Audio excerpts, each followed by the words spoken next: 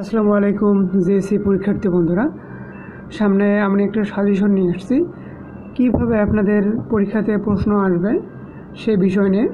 প্রথমে ক বিভাগ হচ্ছে পাটিগণিত। পাটিগণিতের দুটি অঙ্ক থাকবে। এখানে লেখা আছে প্রত্যেক বিভাগ থেকে ন্যূনতম একটি করে মোট 6টি প্রশ্নের উত্তর দিতে হবে। অর্থাৎ প্রতিটা বিভাগ থেকে যে কোনো একটি করে মোট 6টা প্রশ্নের উত্তর দিতে হবে। অর্থাৎ পাটিগণিতে দুটি থাকবে। এখানে প্রশ্নগুলো আপনারা দেখতে পাচ্ছেন। পাটিগণিত এখানে দুটি প্রশ্ন দেওয়া আছে।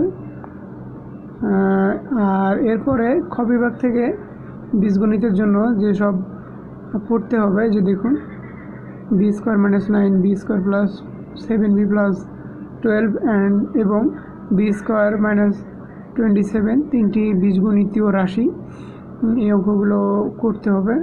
দেন নিচে আরেকটি 4 নম্বর প্রশ্ন দেওয়া আছে। দুটি সংখ্যার প্রথমটির 3 গুণের সাথে দ্বিতীয়টি যোগ করলে 13 হয়, আবার প্রথমটির সাথে দ্বিতীয়টির 3 গুণ যোগ করলে 15 হয়। এই অঙ্কটা দেখবেন।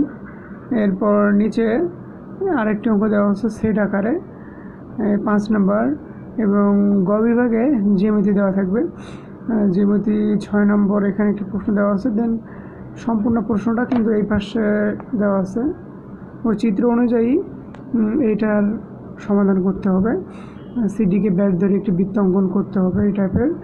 7 নম্বর প্রশ্ন দেওয়া আছে এবিসি চতুর্ভুজের এবি সমান ডিসি এবং এবিডিসি ডিসি এসি চতুর্ভুজটি একটি কর্ণ। 8 নম্বরে একটি প্রশ্ন দেওয়া আছে একটি চতুর্ভুজের 3টি বাহুর দৈর্ঘ্য যথাক্রমে 5 সেন্টিমিটার, 3 সেন্টিমিটার এবং 2.8 সেন্টিমিটার। দুটি অন্তর্ভুক্ত কোণ 75 এবং 77। তখন এই প্রশ্নগুলোর উত্তরগুলো দিতে হবে। এবং ঘ বিভাগে পরিসংখ্যান বিভাগ, পরিসংখ্যানের অঙ্ক থাকবে একটা। এই 9টি প্রশ্ন থেকে যে কোনো 6টি, আপনি চাইলে প্রতিটি বিভাগ থেকে 2টি করে 2 করে দিয়ে সর্বমোট 6টি প্রশ্নের উত্তর দিতে হবে। এই 9টি থেকে 6টি যে কোনো 3টা বাদ দিয়ে আপনি প্রশ্নের উত্তর দিতে পারবেন। আর এই প্রশ্নগুলো কিন্তু অনেক ইম্পর্টেন্ট, কোনো একটি স্কুলের থেকে নেওয়া। আপনারা এগুলা পড়ে পরীক্ষা দিতে পারেন, আর এই টাইপের অঙ্কই পরীক্ষাতে আসবে।